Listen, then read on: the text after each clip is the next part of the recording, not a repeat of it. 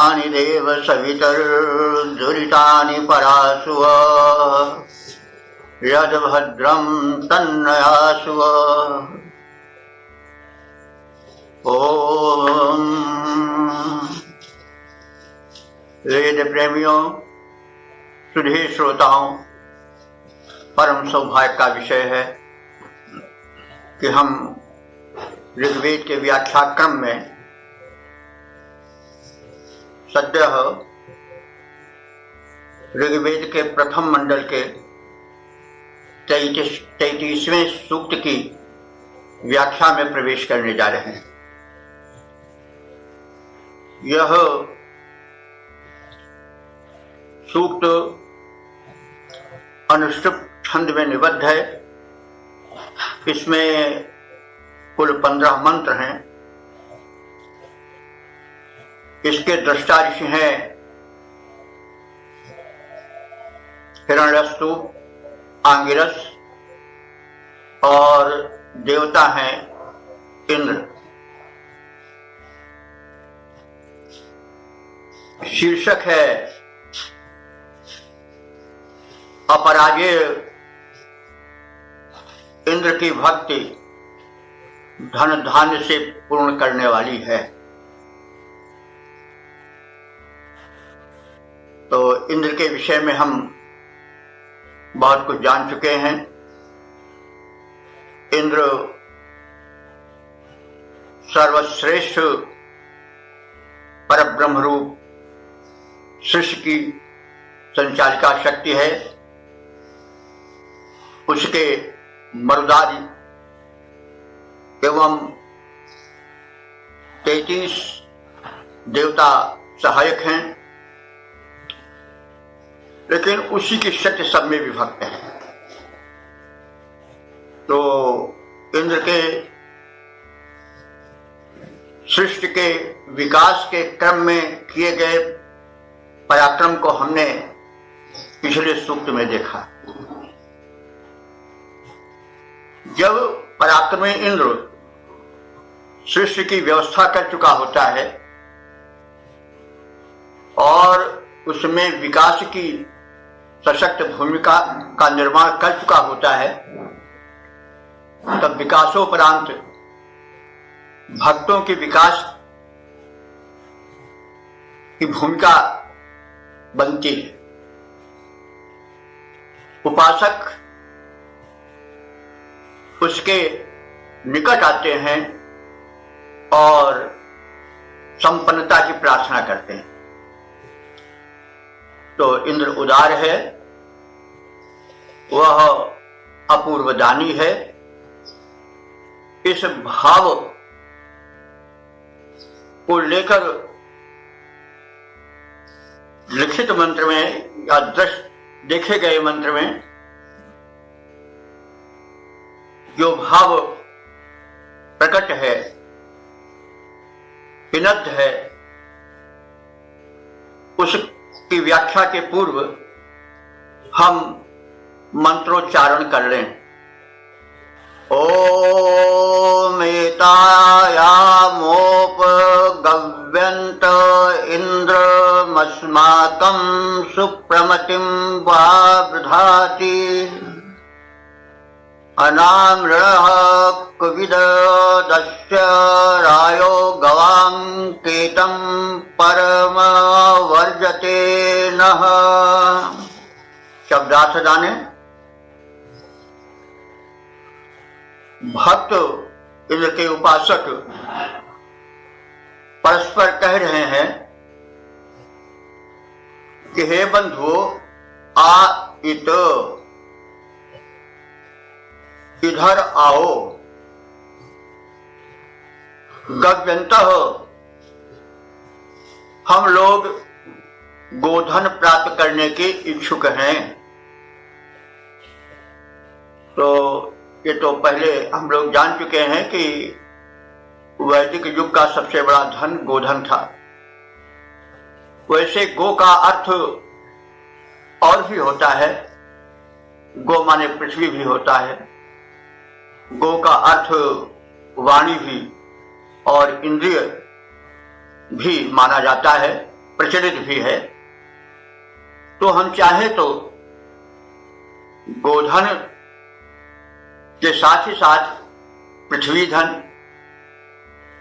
और इंद्रियों के सशक्त बनने वाला धन, यानी जो हमारी इंद्रियां, हाथ पैर आंख नाक कान मेधा सब दुरुस्त रहेगी तो वही सबसे बड़ा धन है। तो इस तरह से हम गो की चाहें तो व्याख्या गो शब्द से निकलने वाले विविध अर्थों के साथ कर सकते हैं। तो उपासक परस्पर बातें करते हुए कह रहे हैं कि हे बंधुओं, आओ तो गव्यंतः, हम लोग गव्य माने गोधन के या अन्य कथित धन के अभिलाषी हैं। इंद्रम अयामो, हम इंद्रम उप अयामो, इंद्र के उप माने समीप, अयाम माने आए या चलें। तो जो समीप जाएंगे तभी तो उपलब्धि हो पावेगी। तो हे बंधुओं, आओ और हम सब गोधन के प्राप्ति के इच्छुक हैं, अस्तु उस समृद्ध इंद्र के समीप चलें। वह इंद्र कैसा है? अनामृणः, अपराजित है, तो सशक्त है। अस्माकं परमतिम सु वावृधाति, अस्माकं माने हमारी, परमतिम माने विशिष्ट बुद्धि को, मति प्राउसर लग गया, परमतिम विशिष्ट बुद्धि को, अस्माकं परमतिम हमारी विशिष्ट बुद्धि को, सु वावृधाति, सु माने भली भांति अच्छी प्रकार से, वावृधाति माने विवर्धन करने में वो समर्थ है। देखिए बुद्धि शब्द क्यों लाया गया? भाई गोधन या तमाम धन मिल गए, लेकिन अगर बुद्धि न ठीक रही तो सब बेकार है, उस धन का संरक्षण नहीं हो पाएगा।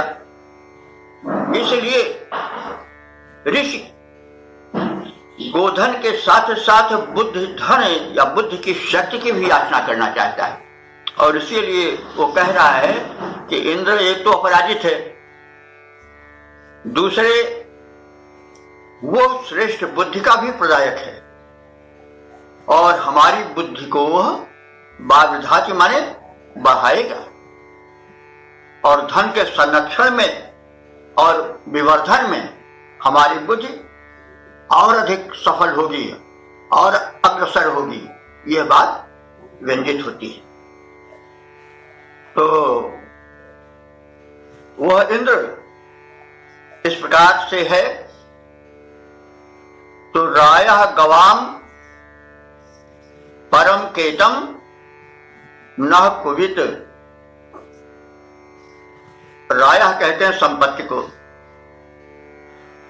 संपत्ति विविध प्रकार की है, गोधन, गजधन, बाजधन, बुद्धि धन, तमाम धन ही धन है। तो रायः माने संपत्ति धन, और गवाम, गवाम माने बुद्धियों को या गायों को या इंद्रियों की श्रेष्ठता को।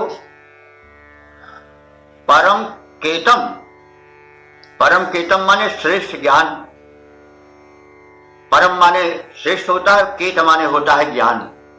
परम केतम, तो वह हमें धन देगा, गोधन देगा, और परम केतम माने परम ज्ञान को भी, उत्कृष्ट ज्ञान को भी प्रदान करेगा। नह माने हमको, और कुवित, कुवित माने पर्याप्त मात्रा में, थोड़ा नहीं, कुवित व्यापक रूप में प्रदान करेगा। और आवर्जते माने वही प्राप्त कराएगा। तो इस प्रकार से उपासक परस्पर वार्तालाप कर रहे हैं कि हे बंधु आओ, हम सब समर्थ, अपराजित, परम ऐश्वर्यवान इंद्र के पास चले और उससे अभिलषित गोधन एवं विविध धन तथा श्रेष्ठ बुद्धि प्राप्त करें। वो समर्थ है, हमें इन सबको प्रदान करेगा और पर्याप्त मात्रा में प्रदान करेगा।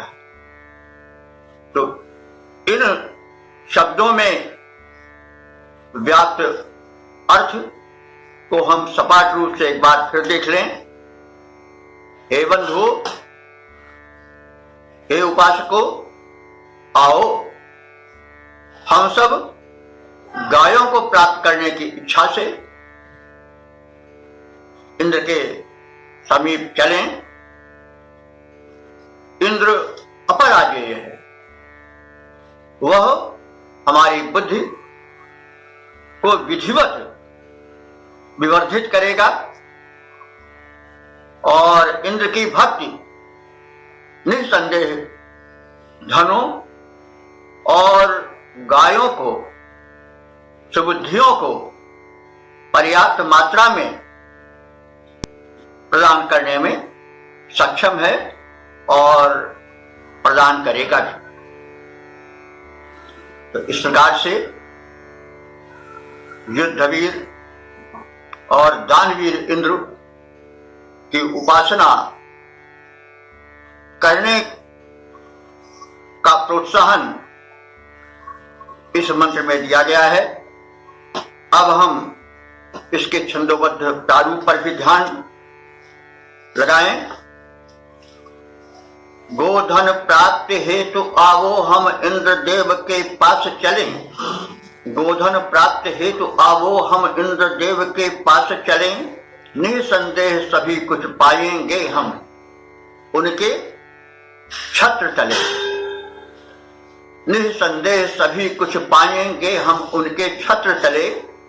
अपराजेय इंद्र हैं, अपराजेय इंद्र हैं वे हम सबकी बुद्धि बढ़ाएंगे। अपराजेय इंद्र हैं वे हम सबकी बुद्धि बढ़ाएंगे।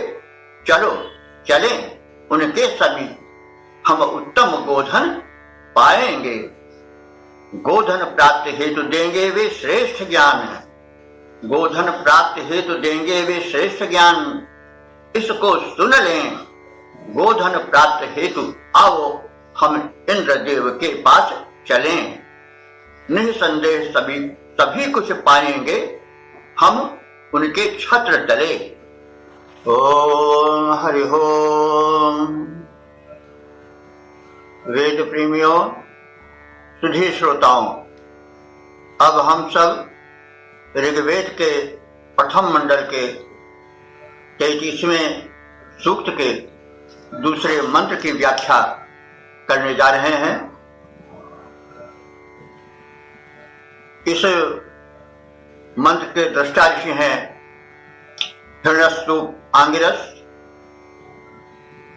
इसमें प्रयुक्त छंद है त्रिशुप।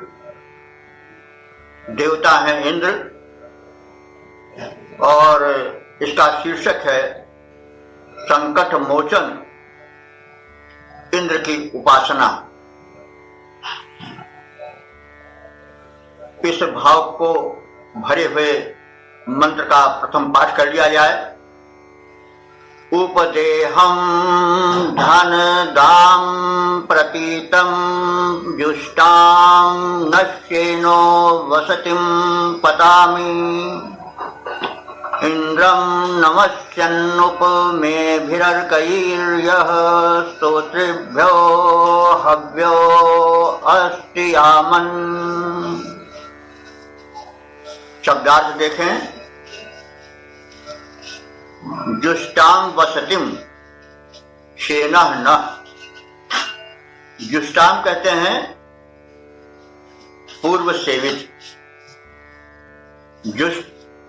जुष्ट होता है सेवन, तो जुष्टां पूर्व सेवित।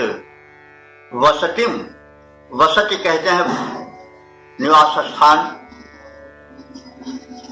तो शेनः न शेन कहते हैं बाज पक्षी को। बाज पक्षी बड़ा ही बलशाली और वेगवान पक्षी होता है। वेद में इसे सम्माननीय पक्षी के रूप में देखा गया है, क्योंकि बड़ा पराक्रमी होता है ये और बड़ा वेगवान होता है। और इसी बल के कारण यद्यपि वो हिंसक भी है बहुत, लेकिन उसकी प्रशंसा की गई। वैसे जैसे सिंह बड़ा भयानक है, धरती का जीव, लेकिन सिंह को निंदित दृश्य कहीं नहीं दिखा गया है। अपने शौर्य के कारण वो सर्वत्र प्रशंसित शेर है, सिंह है, चाहे जो भाषा हो, चाहे जिस वर्ग के लोग हों, सिंह कहना अपने को बहुत धन्य रूप में मानते हैं। सिंह से वे सम्मानित होते हैं। तो जिस प्रकार से पशुओं में सिंह भले ही वो बड़ा हिंसक है, उग्र है, लेकिन अपने पराक्रम के कारण बहुमान्य है, वैसे ही बाज भी है। वो भले ही बड़ा विकराल है, लेकिन अपने पौरुष और पराक्रम और वेग के कारण वो सम्मान्य है। भले ये कलरव करने वाले पक्षी अच्छे लगते हो, लेकिन जहां मान देने का प्रश्न होगा तहां बाज ही को मान दिया जाएगा। इस शब्द पर थोड़ा इसलिए टिके हैं कि मनुष्य में पराक्रम होना चाहिए, वेग होना चाहिए, क्योंकि जो अग्नि शीतल रहती है उसको आहुति नहीं मिलती। तो पराक्रमी बनो। इसलिए जो ऋषि है वो बाज को यहां पर उपमान के रूप में प्रस्तुत कर रहा है। तो हर शब्द के वजन को भी देखना आवश्यक होता है। तो यहां ऋषि कह रहा है और उसके साथ ही साथ भक्त भी कह रहे हैं कि शेना ना, शेन कहते हैं बाज को, ना माने समान, जैसे पहले कहा जा चुका है। वेद में ना शब्द निषेधात्मक और समानार्थक दोनों रूप प्रयोग होता है। अगर संज्ञा के पहले आ जाए तो नकारात्मक अर्थ होगा, और संज्ञा के बाद आवे तो समानार्थक अर्थ होगा। जैसे शेना ना, बाज के समान, अगर पहले कर दिया जाता तो ना शेना नहीं बाज है, ऐसा होता। तो जैसे बाज अपने जुष्टाम वसतिम, पूर्व सेवित घोंसले की ओर जाता है, वसति उसकी बस्ती है घोंसला। तो जैसे बाज बलवान पक्षी अपने पूर्व सेवित घोंसले की ओर वेग से जाता है, वैसे हम सब धनदाम अप्रतीतम इंद्रम, वैसे हम सब धनदाम माने धन को देने वाले, और अप्रतीतम माने अपराजेय, इंद्रम माने इंद्र के पास चले।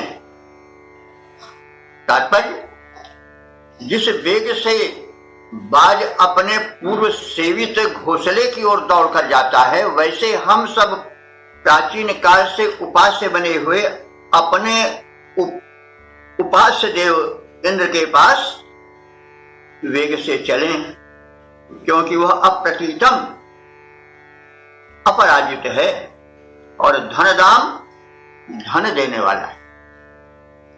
तो ऐसे ही की शरण लेना भी चाहिए, जो हमें धन धान्य दे सके और जो स्वयं अपराजित हो।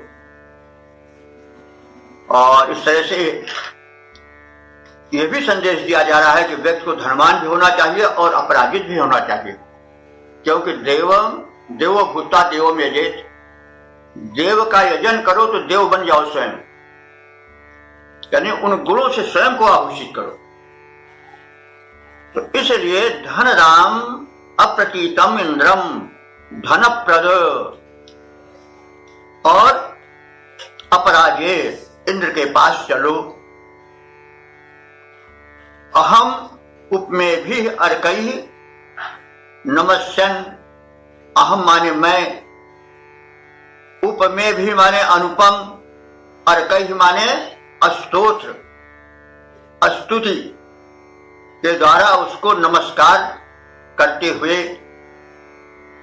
तो अर्क माने होता है, अर्च शब्द जो है नहीं, अर्च माने अर्चना करना, तो उसी से चाकक्का हो गया है। तो अर्कैः माने उपासना संबंधी मंत्रों द्वारा। कैसे उपासना संबंधी मंत्रों द्वारा? जो कि बड़े ही अनुपम हैं। तो धनराम अप्रतीतम इंद्रम के पास जो धनप्रद है और अपराजेय है, ऐसे इंद्र के पास हम चलें। कैसे चलें? उप में भी अर्कैः नमस्यन्, अनुपम प्रार्थना संबंधी मंत्रों के साथ उसको नमस्कार करते हुए चलें। और उपइत पतामी, इस प्रकार से मैं, उप माने समीप, इत माने ही, इस प्रकार से उसके समीप ही मैं पतामी माने पहुंचना चाहता हूं। तो अर्थ स्पष्ट हो गया कि जैसे बाज पक्षी अपने पूर्व सेवित घोंसले में वेग से दौड़ा जाता है, वैसे मैं पूर्व सेवित अपने उपास्य देव इंद्र के पास दौड़ा जाता हूं और दौड़कर जाने का इच्छुक हूं। और कैसे जाऊंगा? धन के रूप में, उपहार के रूप में अनुपम स्तुतियों के साथ उसका नमन करते हुए जाऊंगा। तो इस प्रकार से मैं इंद्र के समीप जाऊंगा। और इंद्र कैसा है इसको बता रहा है भक्त अथवा ऋषि कि स्त्रोतिभ्य यामन हव्य अस्ति। वो इंद्र जो है, यामन माने युद्ध काल में, स्त्रोतिभ्य माने स्तोताओं के द्वारा, उपासकों के द्वारा, हव्य अस्ति, हव्य माने आवाहन करने योग्य है, यानी युद्ध काल में वह आवाहनीय है भक्तों के द्वारा। युद्ध माने युद्ध जो है इमरजेंसी का समय होता है, संकट का समय होता है। तो संकट के समय हम उसके पास जाते हैं जो कि संकट मोचन हो और जो संपन्न हो और जो उदार हो। ये सब भावनाएं इस मंत्र में भरी हुई हैं कि इंद्र जो है वो संकट मोचन है युद्ध काल में, चाहे वो बाहरी युद्ध हो, चाहे अंतर्द्वंद भीतर का युद्ध हो जो मनुष्य में चला करता है सोते जागते स्वप्न काल में भी। तो उस युद्ध में चाहे विजय प्राप्त करना हो, चाहे बाहरी शत्रुओं से विजय प्राप्त करना हो, हम उस इंद्र के पास चलें, शरणागत हों उसके और उसकी उपासना करें। और अनुभव बता रहा है अपना उपासक या भक्त कि मैं तो भाई वैसे ही उसके पास दौड़ा जाता हूं जैसे कि बाज पक्षी वेग के साथ अपने पूर्व सेवित घोंसले के पास जाता है। मैं इंद्र के पास इसलिए जाता हूं कि वो धन प्रदायक है, अपराजेय है और वो प्रबल है, उदार है। और मैं जाता हूं तो खाली हाथों नहीं जाता हूं। कैसे जाता हूं? अनुपम प्रार्थना स्तुति परक मंत्रों के साथ नमन करता हुआ जाता हूं। देखिए बड़ी सीधी साधी प्रार्थना है। यहां पर इंद्र के पास यानी उस अपने उपास्य सर्वशक्तिमान देव के पास जाने के लिए कोई नहीं कि हाथी घोड़ा लेके बहुत प्रसाद को बहुत ज्यादा धन दौलत लेकर के चढ़ाने जाओ, बस नहीं, नमन पूर्वक जाओ और बड़े आतुर होकर के जाओ, वेग से जाओ और उसको अपने हृदय की व्यथा को अस्तुति रूप में प्रस्तुत करो। बस यही चीज है और कोई बहुत ज्यादा इधर उधर करने की आवश्यकता नहीं है, आडंबर करने की आवश्यकता नहीं है। बस केवल भाव चाहिए। भगवान भक्त के भूखे हैं, ये भाव इन्हीं भावों से बाद में विकसित हुआ होगा। तो इस प्रकार से हम शब्दार्थ जान लेने के पश्चात सपाट रूप से एक बार फिर इसकी व्याख्या जान लें। जैसे बाज पक्षी अपने पूर्व सेवित घोंसले की ओर वेग पूर्वक दौड़ता हुआ जाता है, वैसे ही मैं उस धनप्रद अपराजय इंद्र के पास उपासना करने योग्य अनुपम स्तोत्रों से, प्रार्थनाओं से पुनः पुनः नमन करते हुए जाता रहता हूं। यह इंद्र युद्ध काल में, संकट काल में संकट मोचन बन जाता है और अपने अस्तुताओं के, उपासकों के आवाहन पर अविलंब ध्यान देता है और सहायता हेतु पहुंच जाता है। तो इस प्रकार से शब्दार्थ और भावार्थ जान लेने के पश्चात अब हम इसके छंदोबद्ध रूप पर ध्यान दें। जैसे कि बाज निज नीड निकट, जैसे कि बाज निज नीड निकट जाता झपटा, वैसे ही मैं अपराजित इंद्र निकट जाता।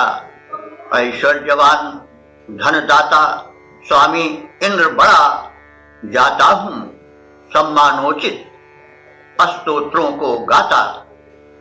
जब युद्ध काल में स्तोता स्तुति करता, सहाय हेतु तत्काल वहां पर वह आता। करता हूं नमन, करता हूं नमन और उसके गुणगण गाता। वो संकट में है सखा सहायक बन जाता, क्योंकि वह संकट में है सखा सहायक बन जाता। जैसे कि बाज निज नीड निकट जाता झपटा, वैसे ही मैं अपराजित इंद्र निकट जाता। ऐश्वर्यवान धनदाता स्वामी इंद्र बड़ा, जाता हूं सम्मानोचित स्तोत्रों को गाता। ओम हरि ओम। वेद प्रेमियों, सुधी श्रोताओं, अब हम ऋग्वेद के प्रथम मंडल के 33वें सूक्त के तीसरे मंत्र की व्याख्या में प्रवेश करने जा रहे हैं। यह मंत्र त्रिष्टुप छंद में निबद्ध है। दृष्टा ऋषि हैं आंगिरस, हिरण्यस्तु और देवता हैं इंद्र। शीर्षक है युद्धवीर उदार और दानवीर इंद्र।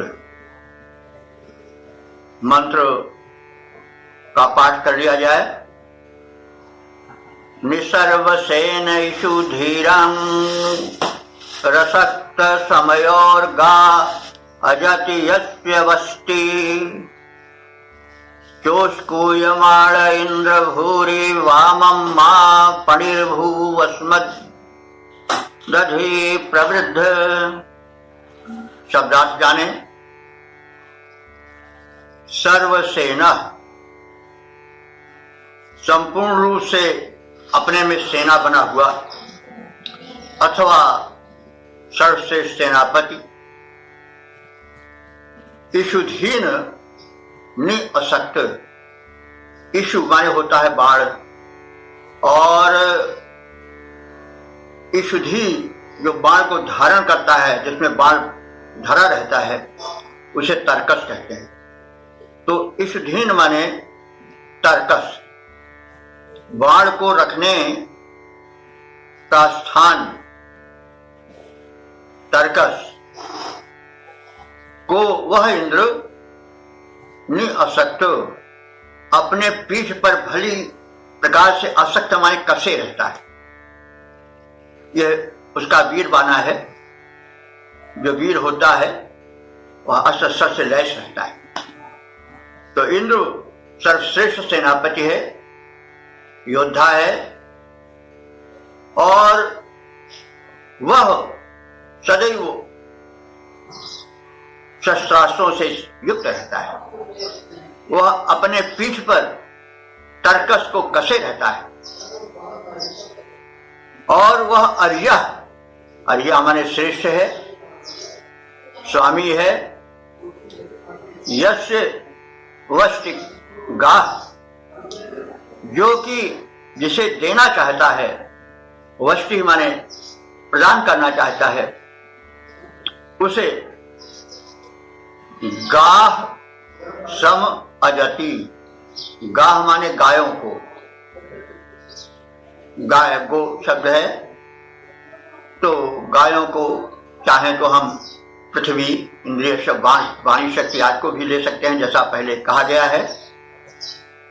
लेकिन गोधन उस समय का प्रधान धन था, वैदिक युग का, इसलिए गोधन हम मुख्य रूप से ले रहे हैं।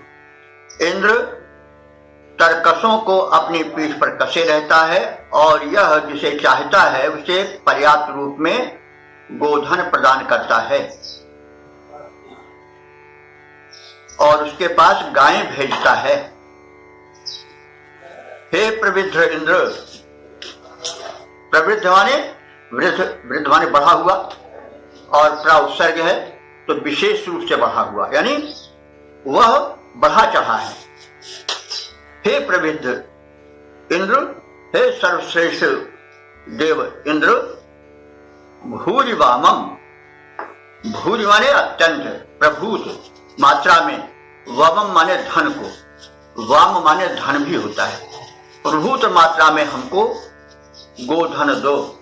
संभवतः इसीलिए वामदेव कहा जाता है शंकर जी को, क्योंकि वो धन देते हैं। तो वाम शब्द तो इस समय धन का तो नहीं प्रचलित है, लेकिन यह मंत्र दे करके, शब्द दे करके वामदेव जो शंकर जी को कहा जाता था, वो बात में सिद्ध होती प्रतीत होती है कि उनका नाम वामदेव इसलिए है क्योंकि वो भी धन देते हैं। को कृपाल शंकर सरिस, शंकर जी धन भी बहुत देते हैं, तो वे मतलब अवधर दानी कहे जाते हैं। तो इसको हमने इस प्रसंग में कहा कि वाम माने धन हम जान लें, और शंकर जी को वामदेव इसलिए कहा जाता है कि वो खुले दिल से धन देते हैं। तो यहाँ पर वाम जो धन के लिए आया, इंद्र के संदर्भ में आया है। तो इंद्र कैसे हैं? वे भूरि वामम, वो प्रभूत बड़ी मात्रा में धन देने वाले हैं। जोश पूयमाणा, और कैसे हैं? दान देने की इच्छा रखने वाले हैं। तो वे शेष धन देने की प्रबल इच्छा रखने वाले हैं। अस्मत् अधिपाणी मां भू, हे इंद्र, आप इन गुणों से दानवीर रूप में प्रसिद्ध हैं, मान्य हैं, तो फिर असमत अधि हमारे ही लिए पाणी माभू, पाणी माने वणिक, व्यापारी पाणी, तो हमारे ही लिए वणिक मत बनो, वणिक माभू, वणिक मत हो जाओ। मतलब वणिक उतने देता है जितना पाता है। ये नहीं कि आप 10 रुपए दे रहे हो तो आपको 20 रुपए का सामान दे देगा ना, वो तो बिल्कुल नापतौल से ही देगा। तो भक्त कह रहा है कि हे भगवान, हे स्वामी, आप हमारे हेतु वणिक मत बन जाना, यानी जो हम मांग रहे हैं वहीं तक नहीं, जितनी भक्ति हम कर रहे हैं वहीं तक ही नहीं, बल्कि और भी अधिक देने की इच्छा रखने वाले बन जाओ। वणिकत्व तो लेन देन में हमारे आपके बीच में न रहे। आप उदार हो, तू दयालु, तुम दयालु हो, दानी हो, तू दयालु दानी, हम भिखारी, मैं याचक हूं।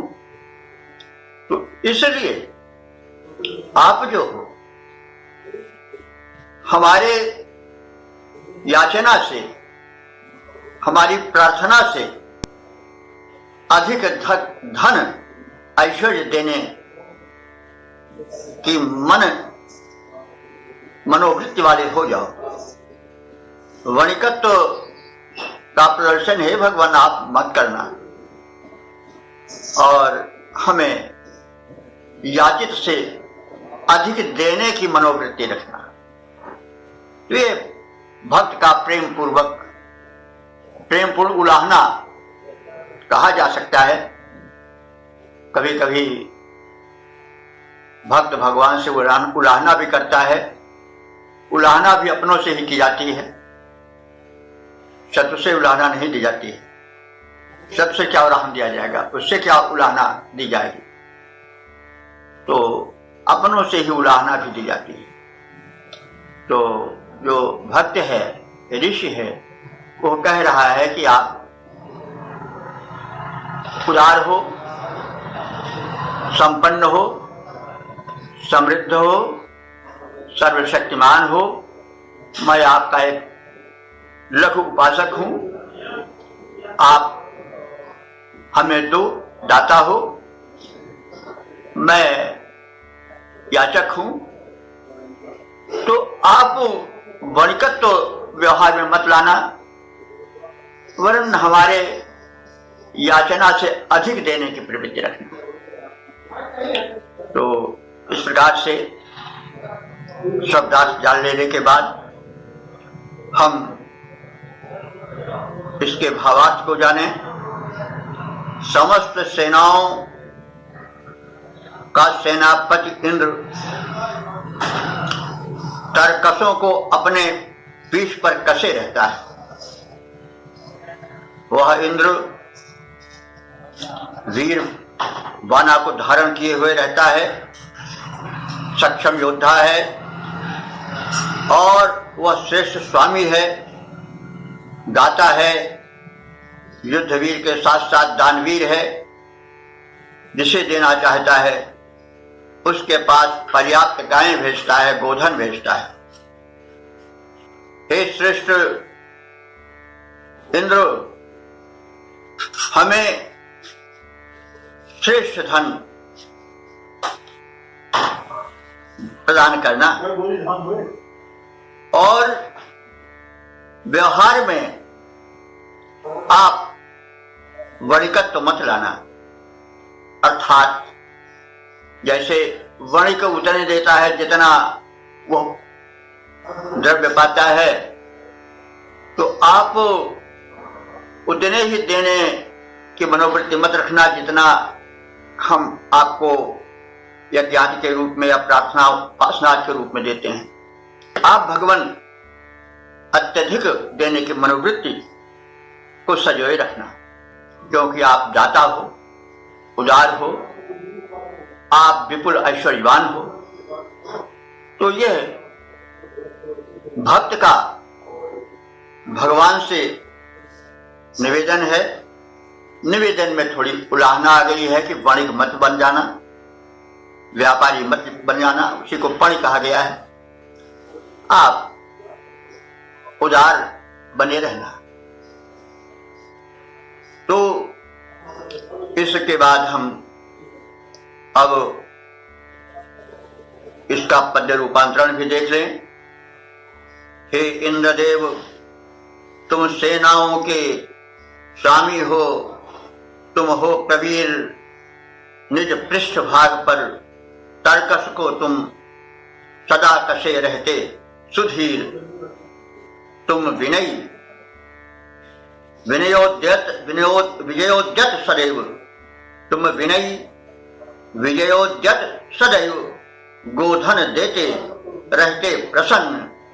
तुम मुझे दान में दो गायें, तुम मुझे दान में दो गायें। स्तोता हूं मैं हूं प्रपन्न, प्रपन्न माने शरणागत। अस्तोता हूं मैं हूं प्रपन्न। हे श्रेष्ठ इंद्र, तुम श्रेष्ठ दान देने का यदि इच्छा करना तो गोधन दे करके असंख्य गायों से मेरा घर भरना। तुम हो उदार, मुझसे वणिकवत पाने को होना अधीर। तुम हो उदार, मुझसे न वणिकवत पाने को होना अधीर। हे इंद्रदेव, तुम सेनाओं के स्वामी हो, तुम हो प्रवीर, तुम हो प्रवीर।